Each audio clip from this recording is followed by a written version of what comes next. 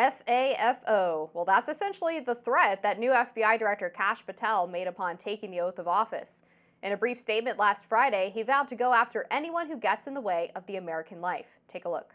Anyone that wishes to do harm to our way of life and our citizens here or abroad will face the full wrath of the Department of Justice and the Federal Bureau of Investigation.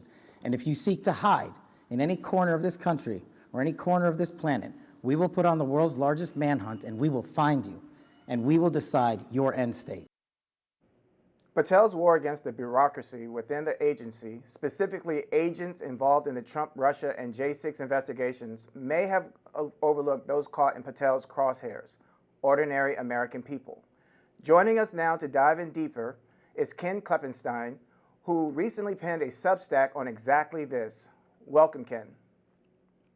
Hey guys, good to be back.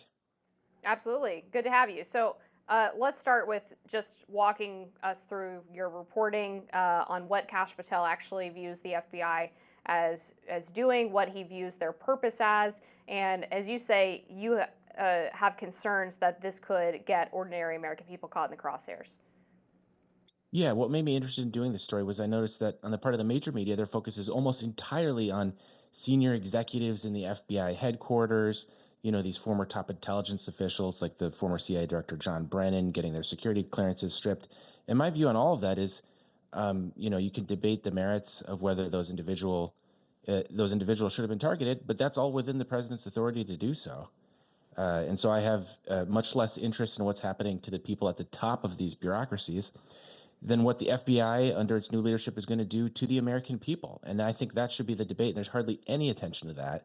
So I decided to take a look at Patel's background. I read his memoir that he wrote.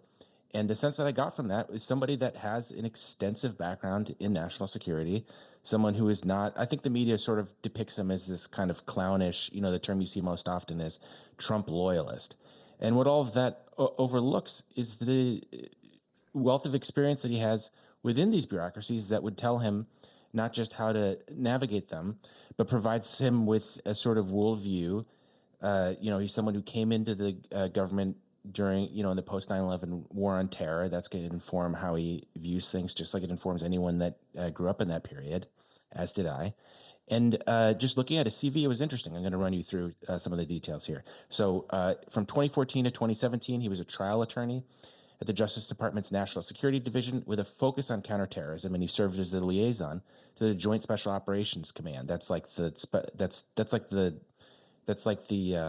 commando part of the DoD. And then from 2017 to 2018, senior counsel on counterterrorism and an aide to Devin Nunes.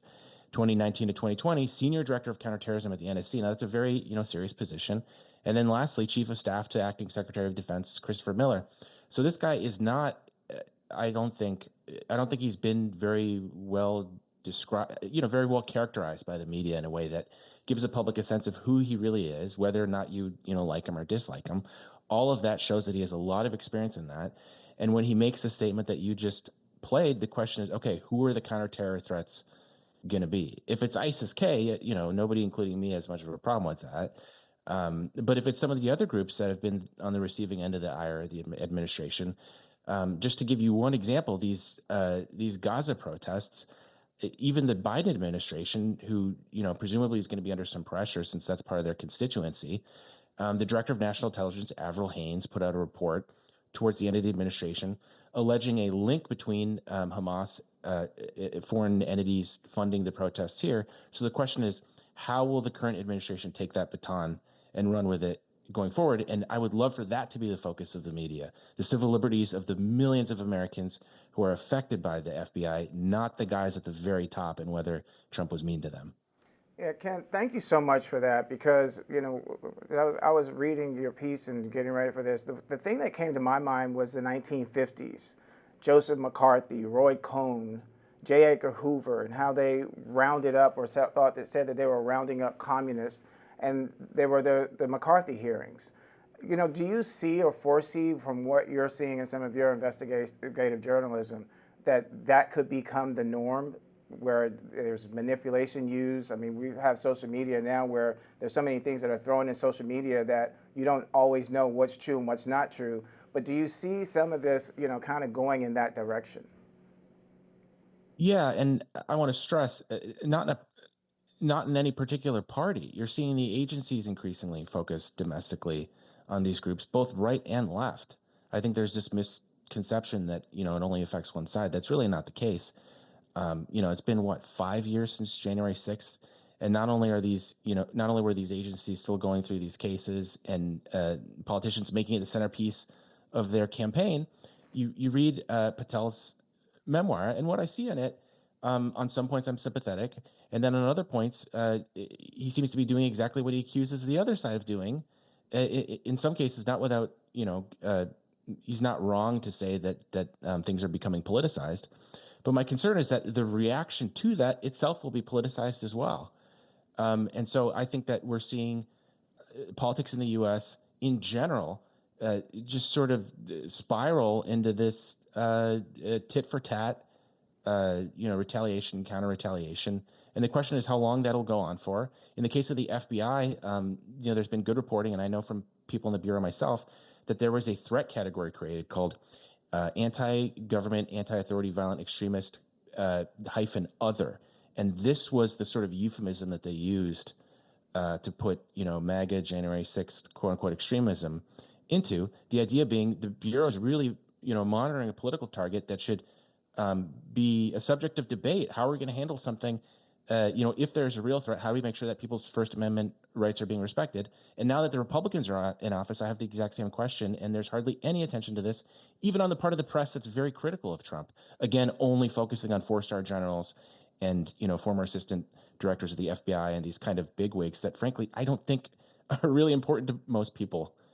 Yeah, and I think, Ken, there is a lot of fervor within the Republican Party and the conservative movement on the grassroots level, too, where there is some skepticism of the U.S.'s historical posture towards Israel, the idea of sort of funding it endlessly, and then also concern about the civil liberties of some of the pro-Palestinian or Gaza protesters in the U.S. And one of the arguments that Kash Patel has been making that I'm very sympathetic to is that there were a lot of ordinary Americans caught up in the Biden FBI crosshairs, whether that was the threat tag you mentioned. There was a separate one on school board parents who were protesting at meetings.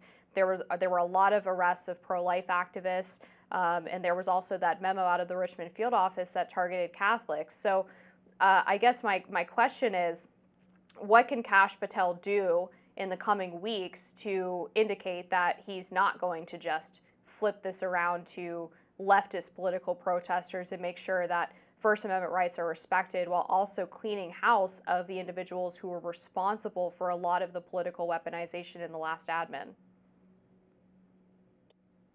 Yeah, I think it's gonna, he's gonna have to go in with a scalpel and not swing a sledgehammer at things.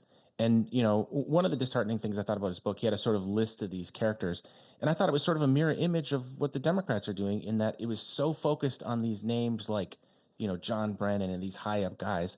When the problem is, I've been a national security reporter for about 10 years now. When the president tries to do something and the decisions get slow walked by the bureaucracy, straight up undermined. And this happens to every president, perhaps most notably Trump, since he departs from the kind of ordinary decision making, let's say, in a lot of different ways. That is something that's the bureaucracy is doing by people whose names we don't necessarily know. It's not these celebrity guys that go on MSNBC or television all the time. And so I think that to the extent that they have a mandate to do this, and I think that they do, I think that people are frustrated with this. He focuses on that level, the systemic level of the bureaucracy, rather than just James Comey and there were all these 2016 figures in his book, and it was like, oh God, are we doing this again? I don't like those guys either, and they are partisan. That's completely true. Someone like Milley is totally partisan. They're not supposed to be, not just by the Uniform Court of Military Justice, but by, the cultural traditions of the military. All that's true, but it's kind of like that's not going to change the system, because they're still staffed by thousands of people that have their sets of presuppositions about the world, and that, I hope, is what is focused on. I mean, we just saw this with the Epstein document case. If what Pam Bondi is saying is true, that they told them to go and do it, they didn't give her anything of worth, and that the FBI director hadn't heard about any of this. Nobody briefed him on it. The people that would be responsible, either intentionally or through incompetence causing that to happen, we wouldn't know most of their names. That has to be the focus, not these celebrity guys that, frankly, I'm really sick of hearing about. Yeah, I agree. The entrenched bureaucracy is a huge problem in the FBI, and if we're going to restore trust in the institution, that's a great place to start. Ken Klippenstein, thank you so much for joining us today on Rising. My pleasure, guys. All right, next up, what do the UFC and FBI have in common? Well, we'll tell you when we come back. Stay with us on Rising.